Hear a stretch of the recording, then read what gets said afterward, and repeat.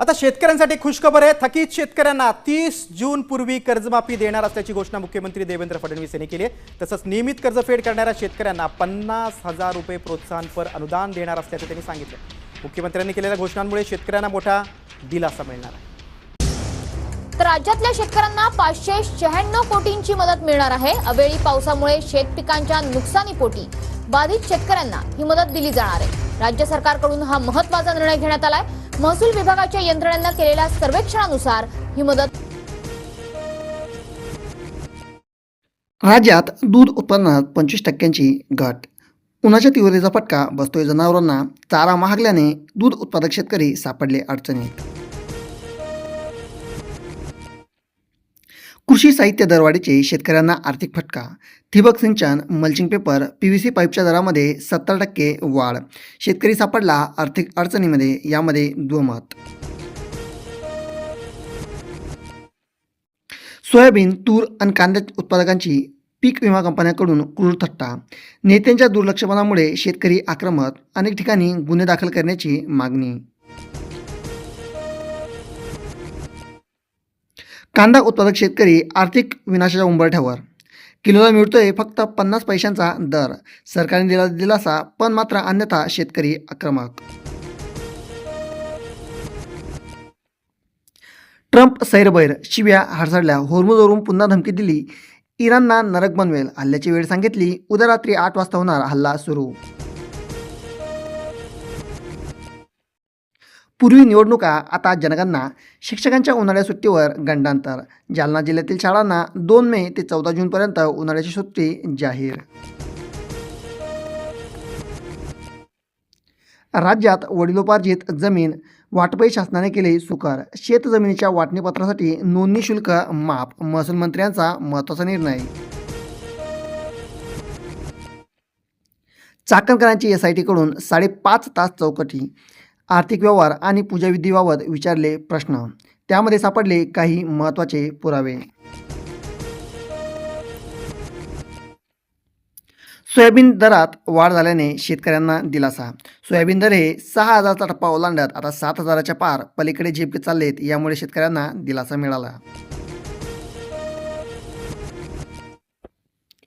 Soybean, तूर आणि कांदा उत्पादकांची पीक विमा कंपन्यांकडून क्रूर थट्टा। नेत्यांच्या दुर्लक्षपणामुळे शेतकरी होत आहेत आक्रमक। अनेक ठिकाणी गुन्हा दाखल करण्याची होते मागणी।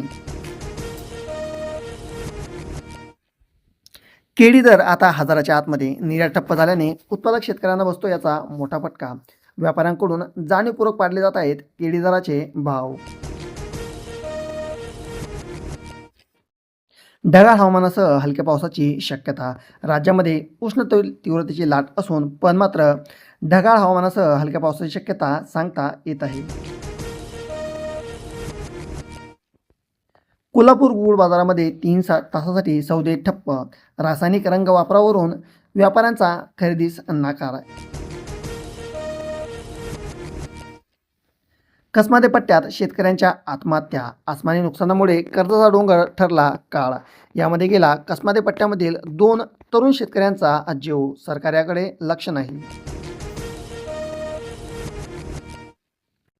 ट्रम्प सैरभैर, शिव्या हडसडल्या। होर्मुझवरून पुन्हा दिली धमकी, इराणचा नरक बनवेल। हल्ल्याची वेळ सांगितली, उद्या रात्री 8 वाजेपासून युद्धास पुन्हा होणार सुरुवात।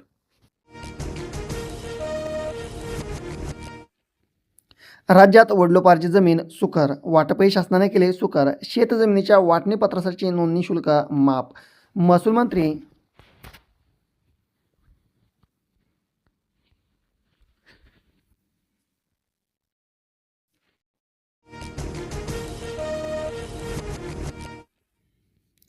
नाशिकमध्ये नामांकित कंपनीत 8 जणींवर विनयभंग। एकीवर बलात्कार, 6 जणांना अटक। धार्मिक भावना दुखावल्याचा आरोप।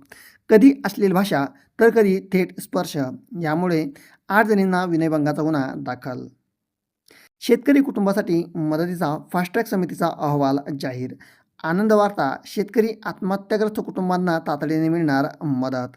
अनेक जिल्ह्यांमध्ये मदत जाहीर। शेतकरी कुटुंबासाठी ही अत्यंत महत्त्वाची आणि फास्ट ट्रॅक समितीचा उतारा आला आहे।